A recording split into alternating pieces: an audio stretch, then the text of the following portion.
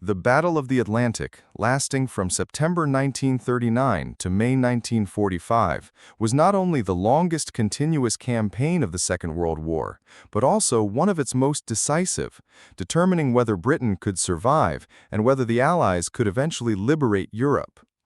At its core, the battle was a struggle to control the vital transatlantic supply routes that carried food, fuel, troops, and weapons from North America to Great Britain and later the Soviet Union.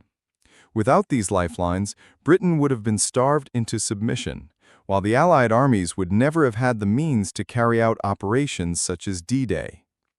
The German strategy, orchestrated by Admiral Karl Dönitz, relied heavily on U-boats, supported by surface raiders and long-range aircraft, to impose a blockade and sink Allied merchant tonnage faster than it could be replaced.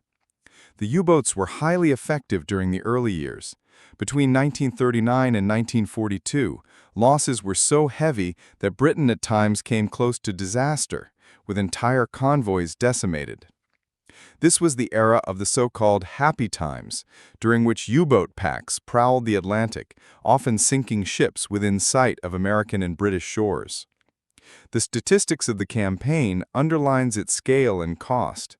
In total, German U-boats sank around 2,779 Allied merchant ships, amounting to nearly 14 million gross tons of shipping, as well as 175 Allied warships. The Allies, however, gradually turned the tide through technological innovation and overwhelming industrial capacity. The United States alone produced over 2,700 Liberty ships, simple but robust cargo vessels that replaced losses faster than the Germans could sink them. Escort carriers, corvettes, and destroyer escorts equipped with radar, sonar, ASDIC, depth charges, and head-throwing weapons like Hedgehog improved convoy defenses. Long-range patrol aircraft such as the B-24 Liberator closed the dangerous air gap in the central Atlantic, while escort groups hunted U-boats aggressively rather than merely defending convoys. The breaking of the German Enigma codes at Bletchley Park provided crucial intelligence, allowing Allied commanders to reroute convoys away from wolfpacks and ambush submarines. By mid-1943, the battle had reached its turning point. In May of that year alone, known to the Germans as Black May, the Kriegsmarine lost 41 U-boats, a rate of attrition that could not be sustained.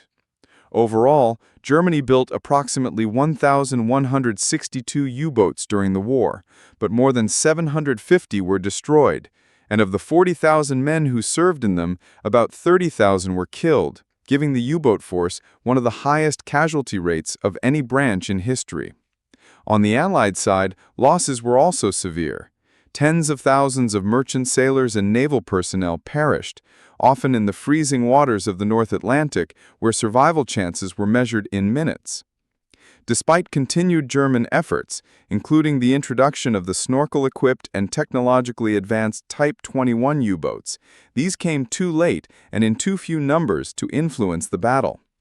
The Allies maintained control of the sea lanes, ensuring that by 1944, the vast armada required for Operation Overlord could safely cross the Channel, supplied by the uninterrupted flow of American industry.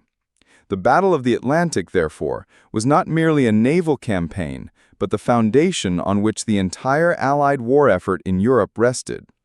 It highlighted the critical importance of logistics, the interdependence of intelligence and technology, and the decisive role of industrial production in modern warfare, while also exacting a staggering human cost on both sides.